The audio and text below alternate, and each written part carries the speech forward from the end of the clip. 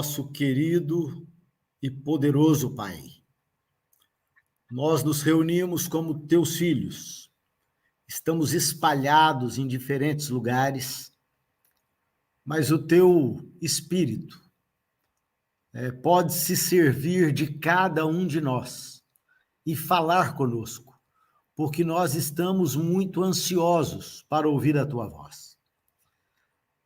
Quem tem a verdadeira capacidade e condição de nos ensinar a tua palavra diz, é o Espírito, que pode nos convencer do pecado, da justiça e do juízo.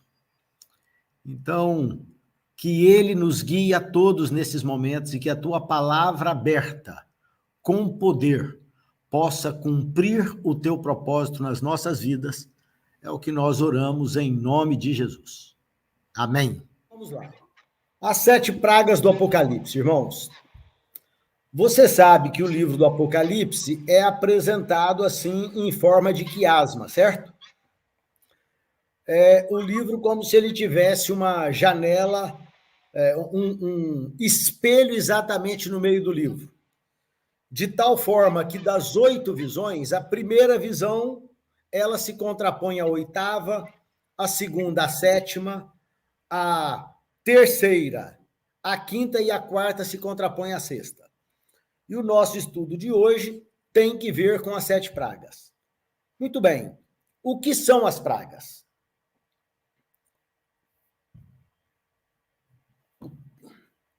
O que são as pragas? Ok. Deus afirma assim: minha é a vingança e a recompensa, ao tempo em que resvalar o seu pé, porque o dia da sua ruína está próximo e as coisas que lhes hão de suceder se apressam a chegar. Porque o Senhor se levantará para fazer a sua obra, a sua estranha obra, e para executar o seu ato, o seu estranho ato. Ou seja, as pragas são, em última análise, a resposta de Deus. A resposta de Deus a um mundo que não quis ouvi-lo, a um mundo que o rejeitou. Então, por esta razão, Deus vai agir para repreender de forma exemplar a todos aqueles que se rebelaram contra ele. E a palavra de Deus diz em Jeremias, porque este dia é o dia do Senhor, o Senhor dos exércitos, dia de vingança contra os seus adversários. A espada devorará, fartar-se-á e se embriagará com o sangue deles, porque o Senhor dos exércitos, tem um sacrifício na terra do norte, junto ao rio Eufrates. Ou seja, Jeremias aqui já vai se conectar às pragas do capítulo 16 do Apocalipse.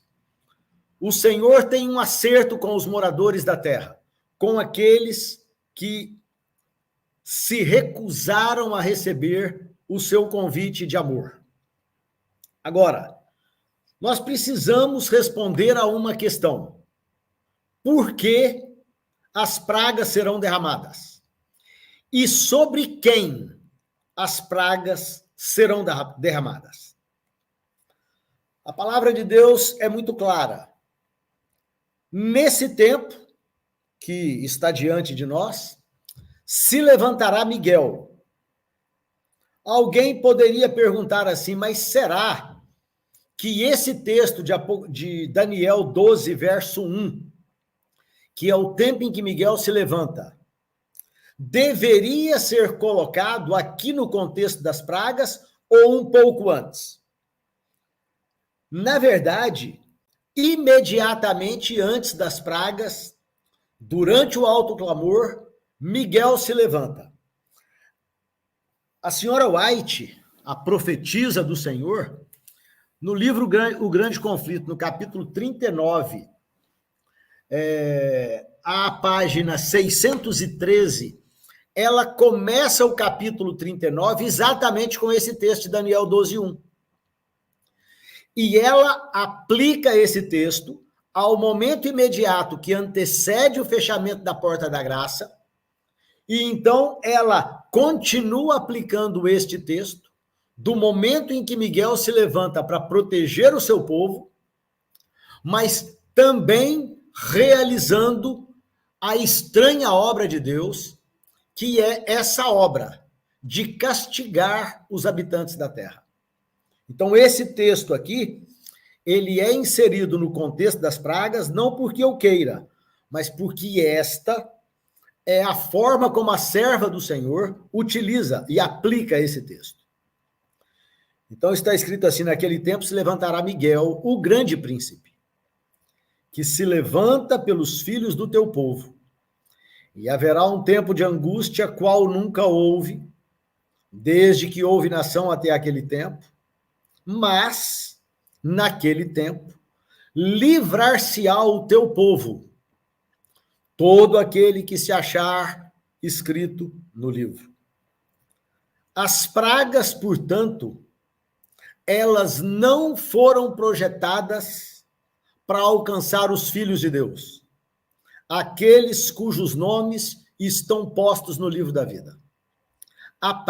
As pragas foram pensadas por Deus com um único objetivo: para alcançar somente os rebeldes. E nós percebemos isso de forma muito clara quando nós tomamos a história do povo de Israel. Veja só, Deus disse a Abraão: saibas de certo que peregrina será a tua semente em terra que não é sua, e servi-los-á e afligi-la-ão 400 anos. Mas também eu julgarei a gente a qual servirão, e depois sairão com grande fazenda. E tu irás a teus pais em paz, em boa velhice serás sepultado. E a quarta geração tornará para cá, porque a medida da injustiça dos amorreus ainda não está cheia. Ou seja, o povo de Deus ainda não foi colocado na posse da nova Jerusalém celestial, e Deus ainda não realizou a sua estranha obra, que é punir o mundo através das pragas, porque a medida da injustiça ainda não está completa. Deus somente age para ser justo quando os homens atingem um limite irreversível. E nós temos aqui a descrição a Abraão do que aconteceria com aqueles que perderiam as suas terras em favor do povo de Deus. A mesma coisa havia acontecido nos dias de Noé. Quando Deus não pôde mais suportar o mundo, Deus agiu com juízos e destruiu, à exceção da família de Noé, toda a população da terra. Nos dias de Sodoma e Gomorra, Deus poupa os seus filhos, mas aquelas cidades haviam atingido o limite daquilo que Deus pode tolerar. E nos nossos dias nós estamos chegando também a esse limite. Para que Deus seja justo na aplicação das suas penalidades e dos seus juízos, quais sejam as pragas do capítulo 16 do livro do Apocalipse, a humanidade tem que chegar a esse limite. E esse limite é um limite que não varia de geração para geração. Porque o Senhor não muda. Nele não há sombra de variação. Ele é o mesmo ontem, hoje e o será para sempre. Então, quando os homens atingem esse limite, então Deus necessariamente age. Bom, Sofonias, o grande dia do Senhor está perto. Está perto e se apressa muito a voz do dia do Senhor. Amargamente clamará ali o homem poderoso. Aquele dia é um dia de indignação, dia de angústia e de ânsia, dia de alvoroço e de desolação, dia de trevas e de escuridão, dia de nuvens e de densas trevas, dia de trombeta e de alarido contra as cidades fortes, contra as torres altas. Ou seja, Deus vai agir. Às vezes as pessoas acreditam que, na sua bondade, Deus se esquecerá de agir, mas a palavra de Deus é muito clara ao afirmar que a vingança pertence ao Senhor e que o dia da ira chegará. E na sua bondade e misericórdia, Deus antecipa isso, de forma muito cuidadosa, mas insistente, para que todos se preparem. Ele diz ainda em Sofonias: trarei angústia sobre os homens, e eles andarão como cegos. Qual é a causa da ação estranha de Deus, da punição de Deus? É porque eles pecaram contra o Senhor. E então o sangue deles se derramará como pó, e a sua carne será atirada como esterco. Nem a sua prata, nem o seu ouro os poderão livrar no dia da indignação do Senhor. Mas pelo fogo do seu zelo, a terra será consumida, porque certamente fará destruição total e repentina de todos os moradores da terra. Agora, naturalmente que essa punição não vai atingir a toda a humanidade. Porque nesse momento final, a humanidade estará dividida em dois grupos. Um grupo recebe o selo do Deus vivo, porque está em conformidade com a vontade de Deus, e um outro grupo que rejeitou a sua última oportunidade de misericórdia, se mantém contra Deus e contra o propósito de Deus de restauração do cosmos, não apenas do planeta Terra, mas de todo o cosmos. A paz e a harmonia que se perdera no passado. Mas esses que têm o selo do Deus vivo e não a marca da besta, diz a palavra do Senhor: vai, pois, povo meu, entra nos teus quartos e fecha as tuas portas sobre ti. Esconde-te só por um momento, até que passe a ira. Ou seja, eu poderia ter tomado vários textos, eu reuni aqui alguns, para que fique claro que Deus vai agir em misericórdia com os seus.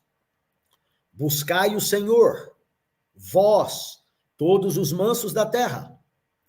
Porventura, sereis escondidos no dia da ira do Senhor. E ainda o texto de Números, capítulo 1, verso 7, onde está escrito: o Senhor é bom, uma fortaleza no dia da angústia, e conhece os que confiam nele. Ou seja, os que confiam no Senhor não andarão às apalpadelas pelo mundo como os ímpios. Eles estarão escondidos no Senhor. Veja o Salmo 91. Naquele tempo, é claro que esse texto pode ser aplicado para outros momentos da vida, mas especificamente a aplicação primária desse verso tem que ver com esses dias em que Deus se manifesta na sua ira. Se não, vejamos. Diz o escritor bíblico: 1000 cairão ao teu lado e 10.000 à tua direita, mas tu não serás atingido. Somente com os teus olhos olharás e verás a recompensa de um grupo, os ímpios. Porque tu, ó Senhor, és o meu refúgio, o Altíssimo é a tua habitação. Nenhum mal sucederá aos filhos de Deus, praga alguma chegará às suas tendas. Por que razão? Porque aos seus anjos serão dadas ordens a nosso respeito, para que eles nos guardem nos nossos caminhos. Ou seja, Deus vai poupar os seus escolhidos. Por outro lado, esses escolhidos que têm a marca do Senhor na sua testa, eles são representantes de Deus na terra. Mas o outro grupo recebeu a marca do seu líder. Então, sobre eles, diz Apocalipse 16:2, uma chaga má e maligna será colocada sobre os homens, que tinham o sinal da besta e que adoravam a sua imagem. Esses são aqueles que se levantaram contra o Deus do céu. Bom, então nós vimos que as pragas representam uma estranha obra de Deus.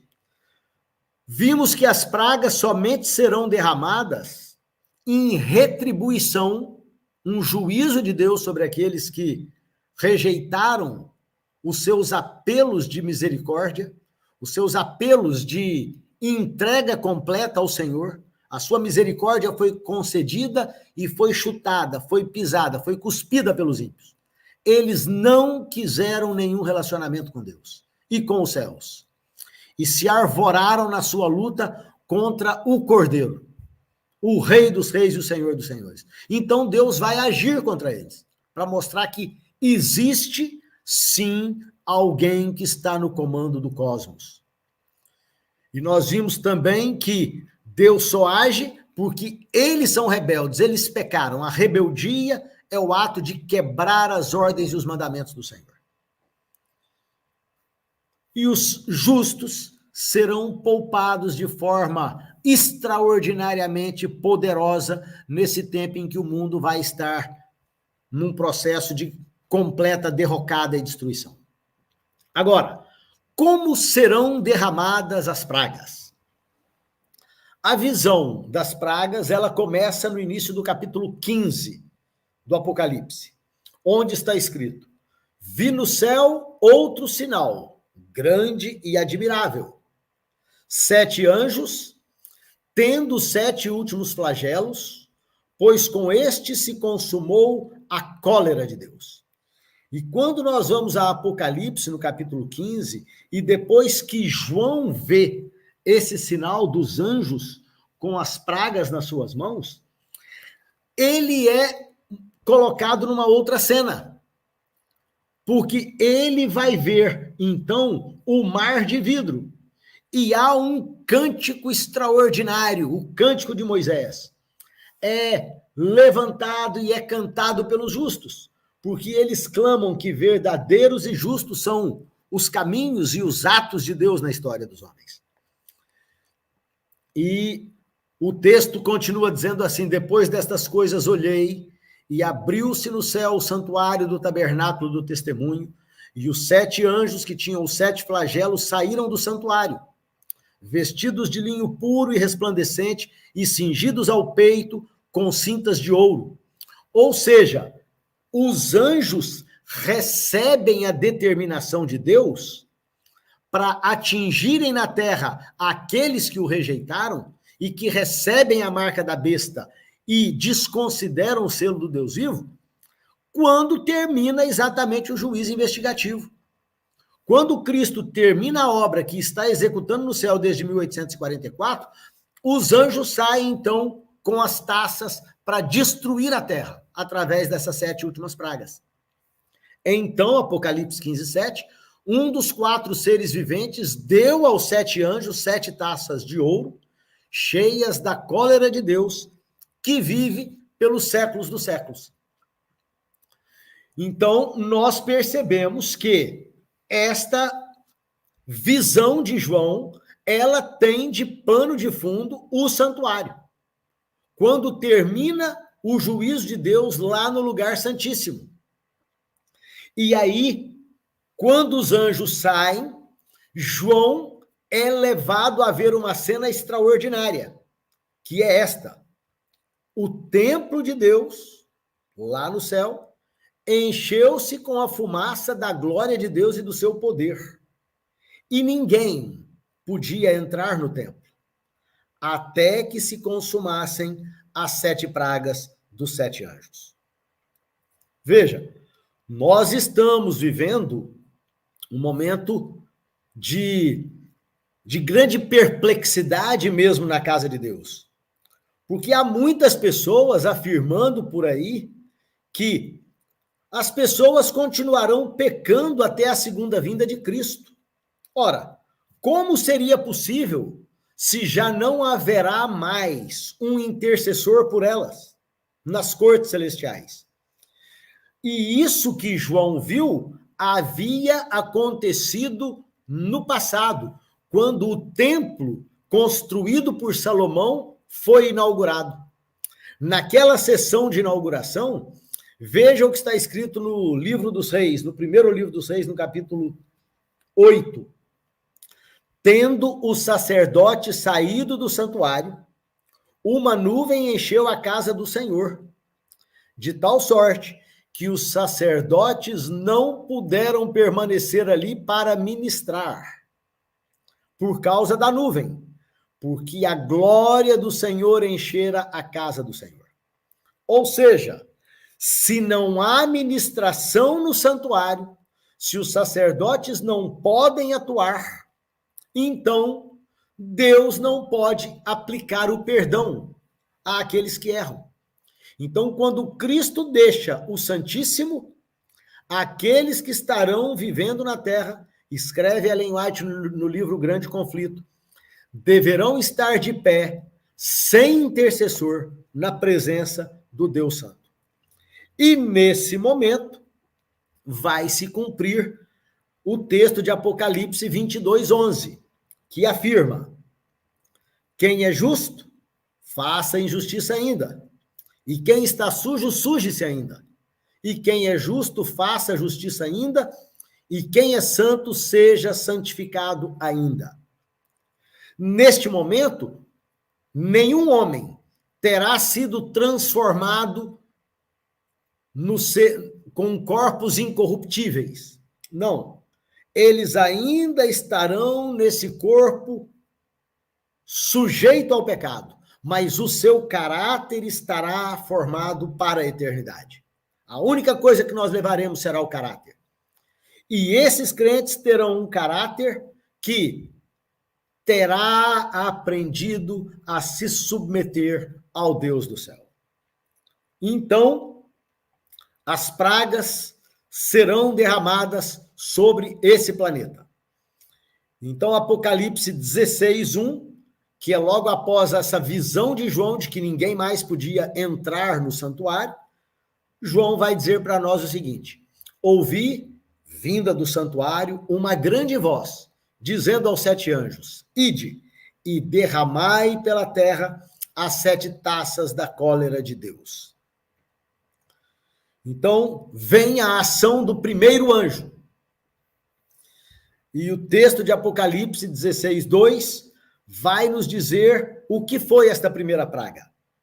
Saiu, pois, o primeiro anjo e derramou a sua taça pela terra. E aos homens portadores da marca da besta e adoradores da sua imagem sobrevieram úlceras malignas e perniciosas. Irmãos, nós não sabemos como serão essas úlceras. Nós sabemos apenas que a ciência, com todos os seus recursos, não poderá curá-las. Não vai ser como na crise do Covid, que cientistas se juntaram e desenvolveram vacinas. Eu não vou discutir aqui o mérito se eram aplicáveis ou não, mas houve uma tentativa. E muitas pessoas, de fato, foram curadas, usando algumas delas até recursos naturais. Eu até acredito que aquelas que usaram recursos naturais tiveram até um resultado melhor do que aquelas que foram submetidas a medicações. Mas não é esse o tema da nossa discussão aqui. O nosso ponto é que essas úlceras não poderão ser curadas. As pragas não serão universais. Ellen White afirma isso também no texto do livro Grande Conflito. Porque se fossem universais, elas exterminariam a humanidade. E, por outro lado, essas pragas, a praga das úlceras, também não é uma praga fatal para todos. mesmo aqueles que a contraem. E ela também não necessariamente leva aqueles que são infectados, aqueles que são afetados por essa praga, a morrerem de forma rápida. E eu vou mostrar a vocês lá na quinta praga que isso é verdade. Então veja, Miqueias 5,15 diz: e com ira e com furor exercerei vingança. Sobre quem? Sobre as nações que não ouvem. E depois dessa primeira praga, nós teremos a segunda e a terceira. Esse será um tempo terrível, porque a água, que é base da existência da vida, não só do homem, mas da vida na terra, ela vai se contaminar de tal maneira que ela vai se parecer com sangue de mortos nos mares. E quando isso acontece, toda alma viva, todo ser vivente no mar veio a óbito. Então os peixes são destruídos, toda a vida marinha desaparece.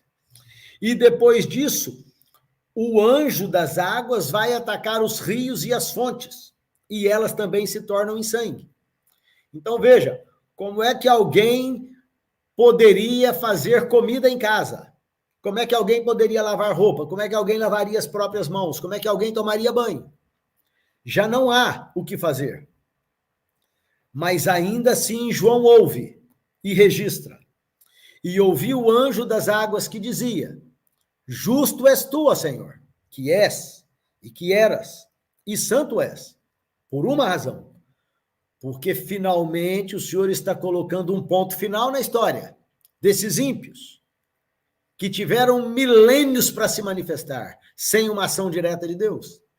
Julgaste estas coisas. E visto como derramaram o sangue dos santos e dos profetas, também tu lhes deste a beber, porque disto são merecedores. Ou seja, aqueles que derramaram o sangue dos justos ao longo de toda a história e que derramarão o sangue de muitos justos. Agora, durante o alto clamor, muitos ali perderão a vida, conforme está registrado no livro do Apocalipse, capítulo 20, de 1 a 4.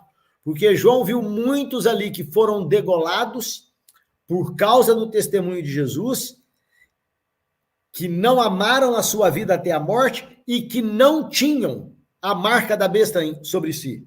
Ou seja, eles tinham o selo do Deus vivo. E eles são sacrificados antes do fechamento da porta da graça. Porque nós sabemos que depois que a porta da graça se fechar, nenhum fio de cabelo mais vai cair da cabeça de um daqueles que está selado. Porque isso seria apenas um motivo de glória e de exaltação para o inimigo das almas. Esses já estão selados com Cristo. Mas depois dessa terceira praga vem a quarta. E o quarto anjo derramou a sua taça sobre o sol, e foi-lhe permitido que abrasasse os homens com fogo. Olha isso, irmãos. Há uns anos atrás, a revista National Geographic Brasil, ela fez uma matéria muito interessante sobre o poder do sol. Eu não sei se você alguma vez já estudou sobre isso. Eu, como sou alguém da área de engenharia, principalmente da área de engenharia elétrica, nós sabemos do seguinte, que quando temperaturas muito elevadas atingem sistemas elétricos, elas simplesmente desligam os sistemas elétricos. E isso é o que dizia essa matéria da National Geographic. Previsão do clima espacial para os próximos anos era essa. Intensa atividade do Sol, com catastróficos apagões na Terra. Pergunta, estamos preparados para isso? É difícil calcular o impacto que um evento teria em nosso mundo interconectado. O apagão ocorrido em Quebec, em 1989, 35 anos atrás, provocou em menos de 2 minutos o desligamento da rede que fornecia eletricidade para mais de 6 milhões de pessoas. Vamos fazer aqui um raciocínio rápido. Se o sol aquece, nenhuma planta vai conseguir brotar do solo. Se não há água para regar a planta, porque rios e mares se tornaram em sangue. Os nossos sistemas, aviões, veículos, trens, internet, ar-condicionado, as nossas redes elétricas que sustentam o mundo, que a partir de meados do século XX deram para a humanidade um salto tecnológico que nenhuma geração no passado havia conhecido.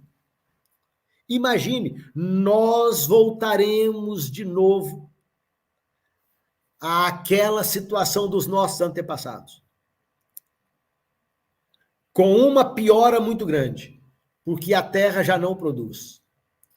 As pessoas não terão o que comer, as pessoas não terão como se refrescar, as pessoas não terão como se banhar, se lavar. O planeta estará se transformando num caos. Por outro lado, Isaías capítulo 33, a partir do verso 15 e 16, vai dizer que nesse tempo, aqueles que verão o Senhor vindo na sua glória, o pão deles lhes será dado e a sua água lhes será certa. Então, imagine o que isso significa. Mas ainda assim, os homens continuarão permanecendo, obtusos, agudos, na sua rebeldia contra Deus. Eles dirão, ainda que abrasados com grandes calores, os homens blasfemaram o nome de Deus, que é quem tem poder sobre estas pragas, e não se arrependeram para lhe darem glória. Claro que eles não poderiam se arrepender, porque quem produz o arrependimento é o Espírito. É o Espírito que nos convence da verdade, da justiça e do juízo. É ele quem nos convence disso. Como o Espírito de Deus será retirado dos ímpios, eles nunca mais terão a oportunidade de se dobrarem e reverenciarem o Deus Todo-Poderoso. Então vem a quinta praga, exatamente sobre o trono da besta. Aí nós temos uma imagem do Google do Vaticano e da grande praça lá diante da Basílica de São Pedro. E diz o texto sagrado, nesta praga do quinto anjo, que o quinto anjo derramou a sua taça sobre o trono da besta, e o seu reino se fez tenebroso, e os homens mordiam a língua de dor. E por causa das suas dores, e por causa das suas chagas. Está vendo aqui? Essas chagas haviam sido o resultado da primeira praga. Mas essas chagas ainda perduravam quando a quinta praga foi derramada. E eles blasfemaram do Deus do céu e não se arrependeram das suas obras. Então, as pragas caem e algumas delas podem permanecer. Porque um poder quis se levantar no mundo contra Deus e reuniu o mundo inteiro para enfrentar o Deus Todo-Poderoso. Como está registrado aqui no livro de Isaías. Assenta-te silenciosa e entra nas trevas, ó filha dos caldeus, porque nunca mais serás chamada a senhora dos reinos. Esse poder sucumbe durante esse período de trevas. E então nós chegamos à sexta praga. O sexto anjo derrama a sua taça sobre o grande rio Eufrates e a sua água secou-se. O entendimento profético aqui é muito tranquilo, porque nós aqui nos reportamos de fato ao que aconteceu lá na Babilônia, dos dias de Daniel. Daniel foi testemunha ocular da sucessão de poder de Babilônia para o Império Medo-Persa. O curso do rio Eufrates foi desviado e as águas que serviam para manter a sustentação de Babilônia, com comida, peixes que podiam ser pescados, água que podia ser utilizada. O curso foi desviado e então Ciro, um tipo de Cristo, invade Babilônia e domina a Babilônia. Então, essas águas de Babilônia, que são os povos que sustentam a besta, o mundo inteiro se maravilhou após a besta. Então, esses que deram a sua sustentação a esse poder, chega ao momento que eles se rebelam e vão lutar eles próprios contra a besta. Aqui nós temos uma foto, uma imagem das ruínas de Babilônia, que foi parcialmente reconstruída por Saddam Hussein no final do século XX. Está a 110 quilômetros da cidade de Bagdá. E na sequência nós temos uma imagem do mundo que adora esse poder político-religioso. Esse mundo que se dobrou a esse poder que promete resolver todos os problemas do mundo. Você precisa saber disso. A humanidade está à beira do precipício, mas os homens acham que podem dar uma solução a esse caos.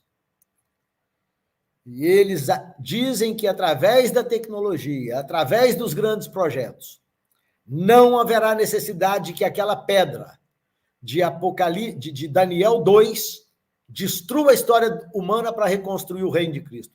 Eles acham que é possível. Por que razão? Porque nós nunca tivemos tanto conhecimento tecnológico e científico acumulado. Nós nunca tivemos tantas plantas industriais capazes de produzir em escala para todos os moradores e habitantes da Terra. Então, eles acreditam que isso é possível. E eles estão acreditando no conto do vigário. Entenda isso como ditado popular, o conto do vigário, que é, na verdade, uma mentira. Adoraram esse poder todos os que habitam sobre a terra, com exceção de um pequeno grupo, aqueles cujos nomes estão escritos no livro da vida do Cordeiro, que foi morto desde a fundação do mundo. E então, João vê e registra que da boca do dragão, da boca da besta e da boca do falso profeta, 3 espíritos imundos semelhantes a rãs, eles saem para enganar toda a humanidade, para preparar a humanidade para a última batalha contra Deus, contra os filhos de Deus. Porque eles são espíritos de demônios que fazem prodígios e vão ao encontro dos reis de todo o mundo para os congregar para a batalha naquele grande dia do Deus Todo-Poderoso. Mas nesse momento, isso é Apocalipse 16, e então as explicações de Apocalipse 16 nós vamos encontrá-las em Apocalipse 17. Eles congregaram o mundo todo para o combate que na língua hebraica se chama Armagedon. Só que nesse momento, quando surge o decreto de morte, para ser executado entre a 6ª e a 7ª praga, Deus se manifesta do céu. E então a humanidade percebe que esteve lutando no time errado. E finalmente vem o 7º anjo com a sua praga e devasta aquilo que não havia sido destruído ainda.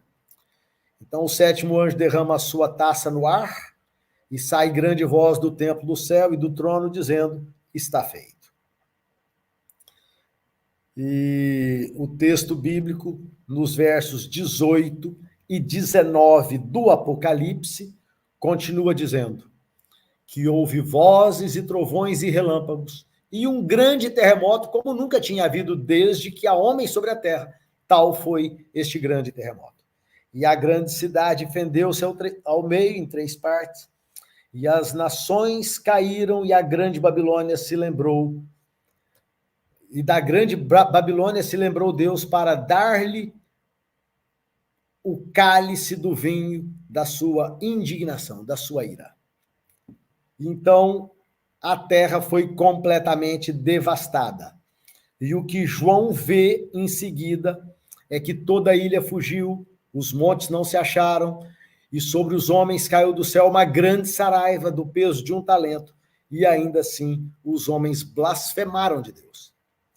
Então, nesse próximo slide, eu apresento assim de forma sucinta o que foram essas 7 pragas. As úlceras, mares em sangue, rios e fontes de água em sangue, o superaquecimento do sol, as trevas sobre o trono da besta, a batalha do Armagedon e, finalmente, está feito.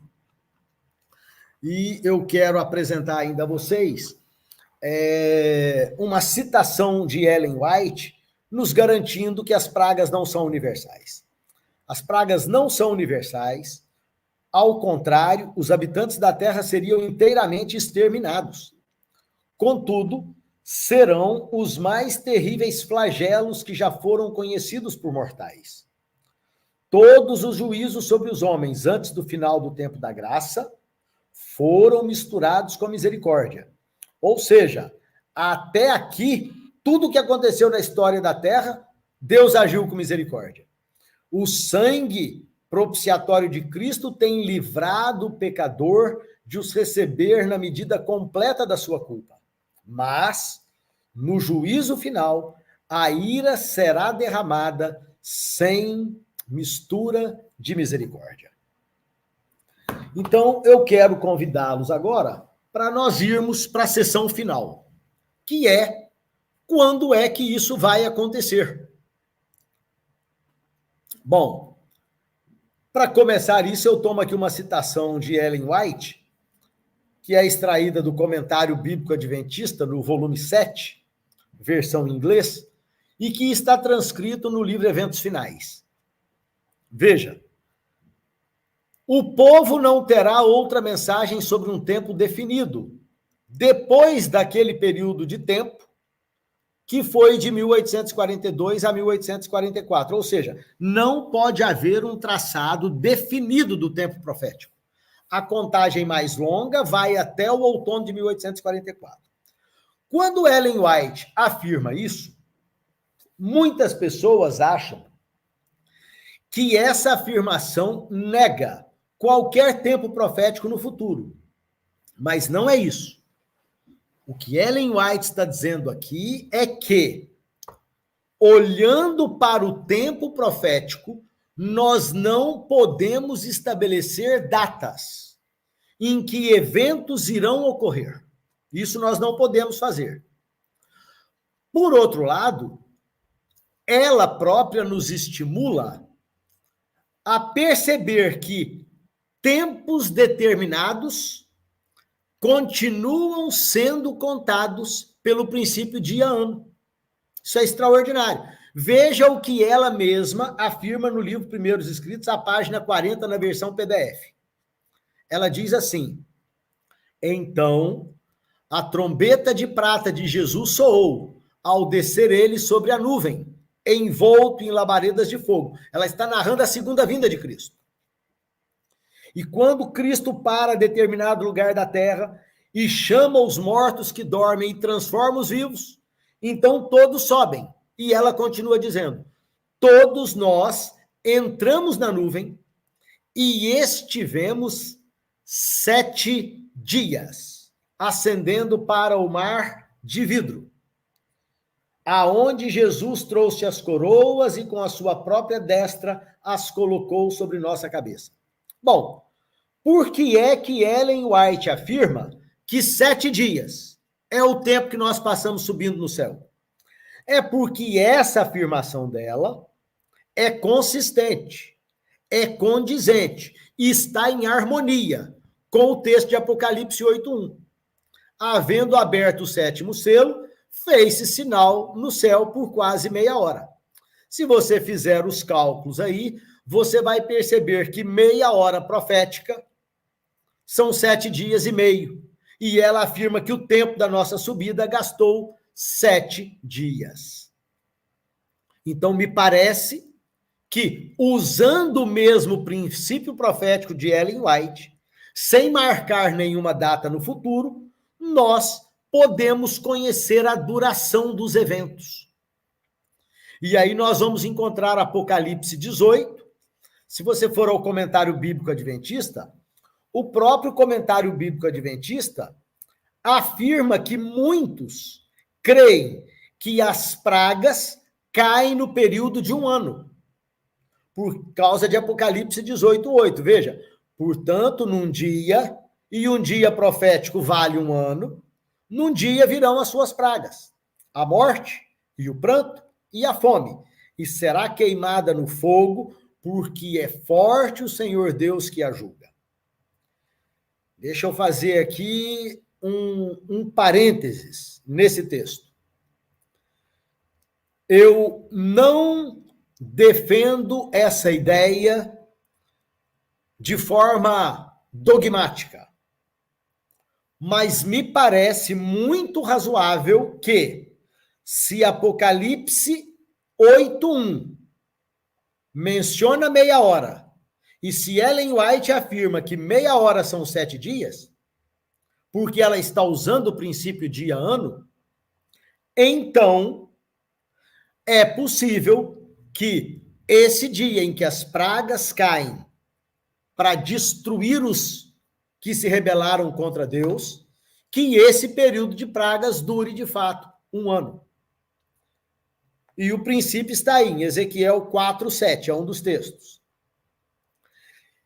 E aí nós temos uma outra reafirmação no livro de Isaías, que confirma essa mesma ideia do Apocalipse. Mas ambas estas coisas virão sobre ti em um momento, no mesmo dia, sobre Babilônia. Perda de filhos e viuvez, em toda a sua força virão sobre ti, por causa da multidão das tuas feitiçarias, por causa da abundância dos teus muitos encantamentos. Bom, então pode ser que, de fato, as pragas durem um ano, pelo que está contido na Bíblia. E eu apresento, para concluir, esse gráfico. Esse gráfico não é de autoria minha. Houve um pequeno livreto, eu era ainda estudante no colégio interno, no IASP, antes de ir para o IASP começar o meu curso de teologia. A Casa Publicadora Brasileira produziu um pequeno livreto. Esse livreto, ele se chamava Crise e Vitória, e no meio do livreto estavam eventos que marcavam os dias finais da história da Terra, de acordo com as citações de Ellen White. Então aqui eu vou passando e você vai vendo aí. Nós estamos vivendo um pouquinho antes do fim da graça, que é o dia da salvação. E então, nesses nossos dias, o anjo de Apocalipse 18 irá se manifestar. E quando o anjo de Apocalipse 18 se manifestar, nós teremos a chuva temporã, porque o Espírito será derramado, a chuva serôdia e o alto clamor. E nesse tempo ocorrerá o joelhamento e o tempo do selamento. Isso no mundo religioso. Enquanto os ventos estão retidos, a tríplice união já está formada, com a participação do espiritismo. Enfim, e o falso reavivamento está chegando. E o movimento dominical está em curso já nos nossos dias. E a queda de Babilônia é iminente. A queda de Babilônia, ela se consuma quando, outra vez, Babilônia atingir o ápice do poder, ou seja, quando a ferida mortal for curada, para que ela possa agir exercendo o seu poder devastador sobre o povo de Deus. E nesse tempo, uma imagem da besta é formada. Interessante pensar nessa imagem da besta, porque os Estados Unidos da América do Norte é que são essa imagem. E esta imagem é que, nesse tempo final da história, persegue e abala o povo de Deus, com a sua ferocidade, com a sua fúria. E quando Cristo termina a obra de graça no santuário, então as 7 últimas pragas serão derramadas. Então, no lado direito aqui, nós vamos vendo o tempo em que estas coisas acontecem. Todos esses eventos. Só que quando nós vamos a Apocalipse, no capítulo 18, nós vemos que a sexta e a sétima pragas, elas duram 1 hora. 1 hora cada uma, ou seja, 15 dias. De acordo com Apocalipse 17, 12, a sexta praga, e a sétima, de acordo com Apocalipse 18, em 3 textos diferentes. Então, se isso é verdade, e se as pragas duram realmente esse período de 1 ano, então nós saberemos que as primeiras pragas vão durar um período de 11 meses e que a sexta praga dura 15 dias. E se você vai ao livro Grande Conflito, você percebe claramente que entre a sexta e a sétima pragas, quando Deus manifesta o seu poder e é visto no céu, é vista no céu a lei de Deus e o quarto mandamento cercado por uma auréola de luz, é nesse momento que os ímpios percebem definitivamente que eles estiveram enfrentando o Deus Todo-Poderoso. Então, eles se levantam e atacam os líderes religiosos que os enganaram. Então, o nosso ponto é: estamos diante de solenes acontecimentos, que vão acontecer num prazo muito curto. E pode ser que esse período seja o período de 1 ano. A nossa grande questão hoje é: quanto tempo falta? Quantos anos mais? Nós estaremos nesse mundo até que Jesus se manifeste com todo o poder. E aqui, para concluir o meu tempo, eu tenho mais umas poucas citações de Ellen White. O povo de Deus não estará livre de sofrimento, mas conquanto perseguidos e angustiados, conquanto suportem privações e sofram pela falta de alimento, não serão abandonados a perecer. O Deus que cuidou de Elias não vai desamparar os seus filhos. Aquele que conta os cabelos de sua cabeça, deles cuidará. E no tempo de fome serão alimentados. Enquanto os ímpios estão a morrer de fome e pestilências, os anjos protegerão os justos, suprindo-lhes as necessidades. Nós estamos no tempo em que haverá muita oportunidade ainda para muitos, porque a terra se encherá do conhecimento da glória do Senhor, como as águas cobrem o mar. E isso vai se tornar a maior realidade de toda a história, porque esse evangelho do reino será pregado a todo mundo, em testemunho a todas as nações. E então é que vem o fim. E esse texto de Mateus 24, 14, ele se cumpre no alto clamor. Prepara-te, ó Israel, para te encontrares com o teu Deus. E eu concluo com esse último slide desse texto de Jeremias 22, 29. Ó terra, terra, terra, ouve a palavra do Senhor. Amém.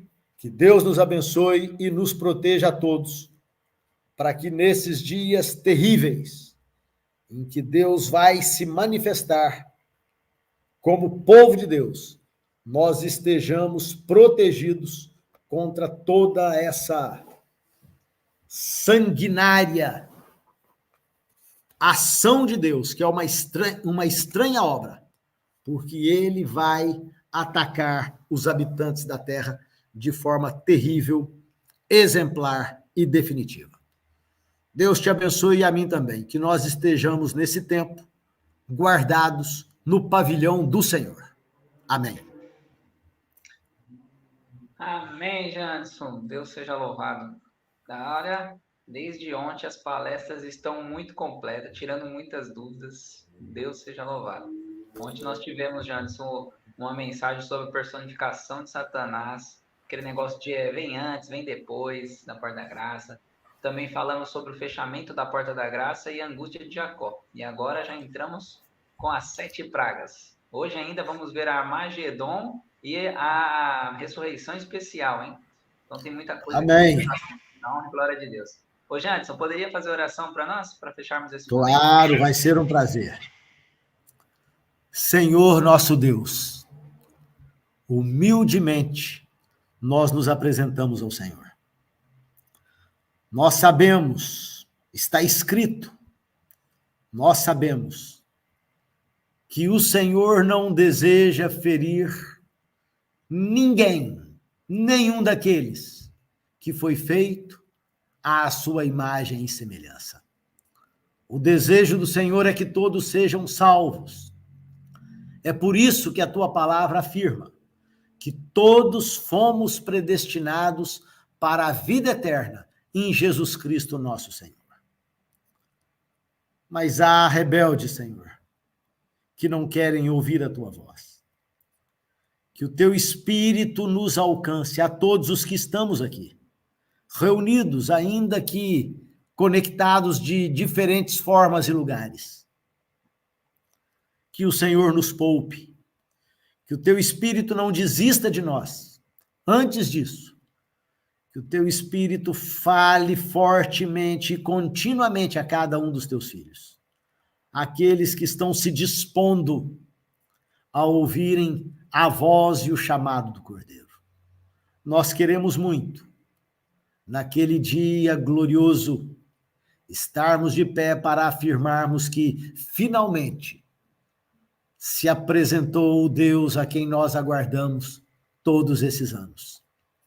Nos poupa da angústia, nos livra nesses tempos terríveis.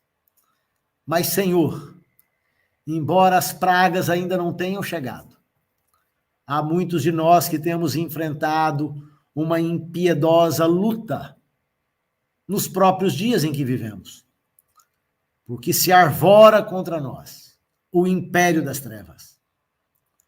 A única possibilidade de vitória, a única chance de sairmos ilesos, é se o Senhor for o nosso escudo. Então nós suplicamos, pela tua proteção e pela tua guia, nos leva de mãos dadas, desde o dia em que nós estamos vivendo aqui, esse dia de hoje, até o dia glorioso em que nós haveremos de ver a tua face bendita. Oramos pedindo isso, porque nós confiamos nos méritos eternos de Jesus Cristo, que vive e que reina para os séculos dos séculos. Amém.